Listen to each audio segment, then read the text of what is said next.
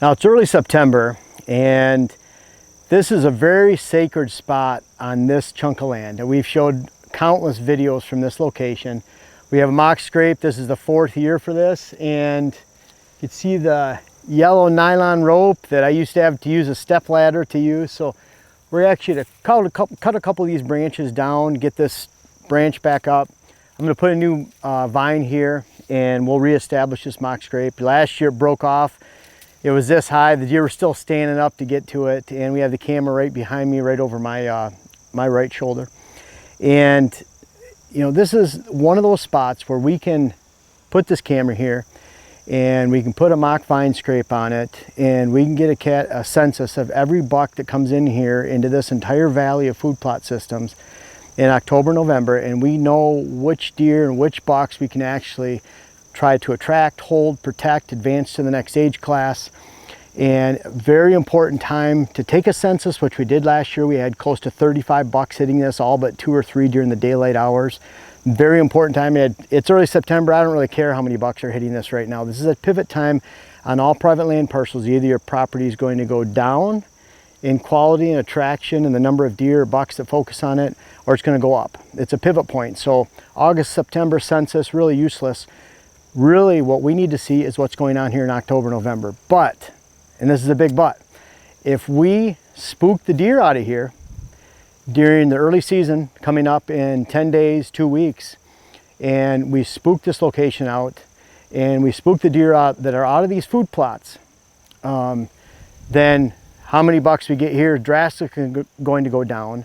These food plots set the tone for the entire property here. So if these are nocturnal plots, that means that those deer are feeding somewhere else in the afternoon, and these food plots have to be sanctuaries. And that is so critical. I go to so many properties around the country. It's been close to right around 700 since 2005, 25 states. Almost everyone tells me this is my sanctuary over there, and it's always referring to a bedding area. Folks, your food plots sometimes, or in most cases, are even more important to be a part of your sanctuary than the actual bedding areas themselves. Very critical. These food plots have to be viewed as your sanctuary. Trying to never spook. Would you go out in your favorite bedding area where you've worked so hard to grow, cut, manage, and spook deer during the middle of the day? And it's no different with these food plots. For that, this camera setup, unless we're coming through here to get a deer after dark, or unless there's a rainstorm, which we've done several times, high winds, rain, we come up this gully right here, just pop up, change this card, and get right back out of here. Unless we have those perfect conditions to change this card, we don't change this card very often. It's going to be a perfect spot for Exodus trail cameras, new cell cams that are coming out during the hunting season. Can't wait to use those. This is one of those we'll consider putting on, because this is an innermost sanctuary, and it's not a bedding area, it's a food plot. So think about that going forward.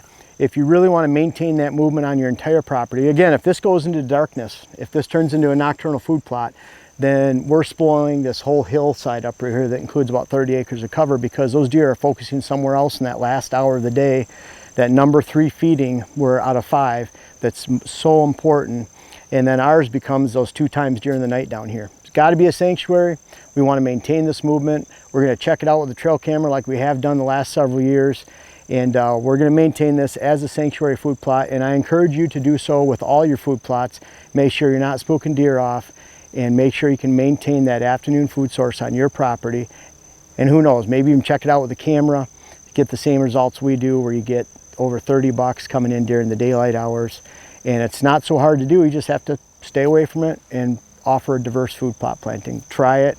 I know you'll like it this season. I've been doing this for decades, literally, and it works. Create food, create sanctuary within that food, and it's hard to go wrong on your private land property management this coming hunting season for the following year.